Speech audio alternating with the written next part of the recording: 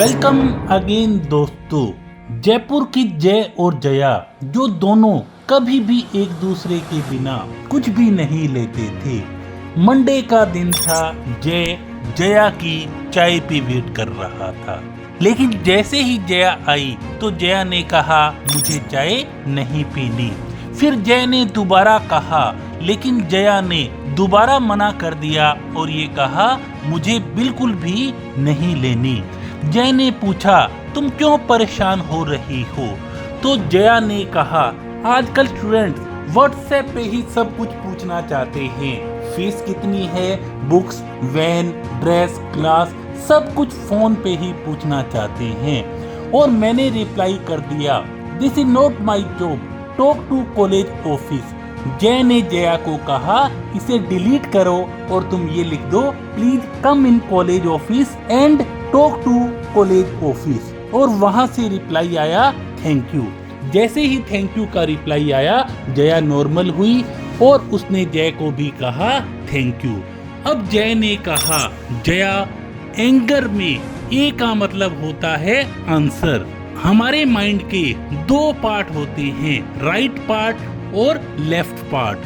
कोई भी बात होते ही जब तुरंत रिस्पॉन्ड होता है तो वो होता है हमारा राइट पार्ट।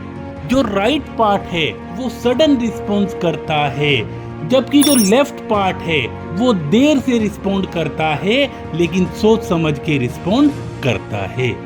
एन का मतलब है नेवर। कभी भी उन खास अपनों पर गुस्सा नहीं करना चाहिए जिनसे आप एक सेकंड भी जुदा नहीं हो सकते। और कभी उन्होंने गुस्सा कर लिया या उनको गुस्सा आ रहा है, नाराज हो रहे हैं, तो तुरंत उनको किसी भी तरीके से कूल कर देना चाहिए। जी फॉर ग्रेटफुल। कई बार सामने वाला इंसान इससे नाराज नहीं होता कि आप क्या बोल रहे हो, बल्कि इससे नाराज हो जाता है कि आप किस तरीके से बोल रहे हो, कौन से शब्दों का प्रयोग कर रहे हो। इसलिए जब आप अपनों से बात करते हो तो सोच समझ के शब्दों का प्रयोग करो और उनसे प्यार भी करो और उनका आभार भी प्रकट करो। E for easy.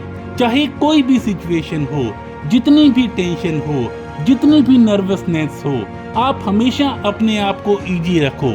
और यदि कोई ऐसी परिस्थिति आ भी जाए तो सबसे पहले अपने खास साथी ईश्वर को याद करो, प्यार करो और अपनी जगह बदल लो और 2 घूंट पानी पी लो और आप बिल्कुल ही इजी हो जाओगे। R for resolution. कई बार हमें ये लगता है कि हर मंडे को कोई ना कोई बात हो जाती है, तो उस बात को, उस प्रॉब्लम को डिस्कस करो, डिसॉल्व करो। और जब आप नॉर्मल हो, कूल हो, काम हो, तो आप ऐसा रेजुलेशन लो कि भविष्य में कभी भी हम इस बात पे दोबारा से कभी भी लड़ाई नहीं करेंगे। क्योंकि किसी ने कहा था जो बात सच्चे दिल में आती है वो कैसे भी सच्चे दिल तक पहुंच ही जाती है। इसलिए निश्चिंत रहो, शांत रहो, प्रसन्न रहो हमेशा हमेशा के लिए।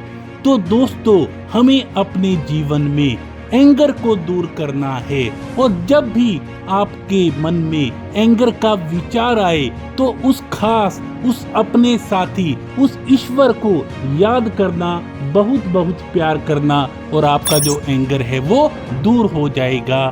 Thank you so much.